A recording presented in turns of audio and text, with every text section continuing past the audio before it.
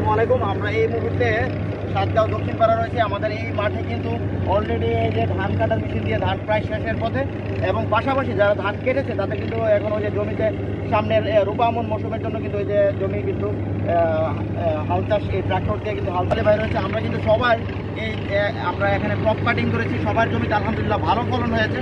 আশা করব সামনের বছরে ইনশাল্লাহ আমাদের প্রণোদনার প্রাপ্ত কৃষকের সংখ্যাও বাড়বে, এবং আমাদের এই যে আউশ মৌসুমে আমরা যেসব ধান করতাম পুরাতন জাতকে পিছনে ফেলে আমরা কিন্তু এবার কিন্তু বিধান 48, বিধান 98 এগুলো কিন্তু চাষে এগিয়ে এসেছে। এখন কিন্তু রূপা আমন মৌসুমে বিনা ধান 7, বিনা ধান 17, বিনা ধান 20, এরপরে বিধান হচ্ছে 75, বিধান 81 বা আরও বিভিন্ন লেটেস্ট ভ্যারাইটির বিধান 103। এটা কিন্তু এবছর চাষ উপযোগী হয়ে যাচ্ছে, এবং কৃষক ভাইদের কিন্তু আমরা খুব ভালো সাড়া পাচ্ছি। আর সামনের বছরে কিন্তু এটা কিন্তু আরও এক্সটেনশন হবে।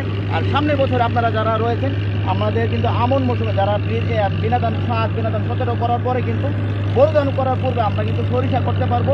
স্বল্প মেয়াদি যেটা দেশি সরিষা করলে আমাদের ভোজ্য তেল কিন্তু আমাদের বিদেশ থেকে আমদানি করতে হয়। এসব আমদানি নির্ভরতা কমানোর জন্য আমরা সবাই সরিষা চাষ করবো। তো ইনশাল্লাহ বলেন, ইনশাল্লাহ সবাই সরিষা চাষে আমার সাথে সম্মতি জ্ঞাপন করেছে। সবাইকে অসংখ্য ধন্যবাদ। আসসালামু আলাইকুম।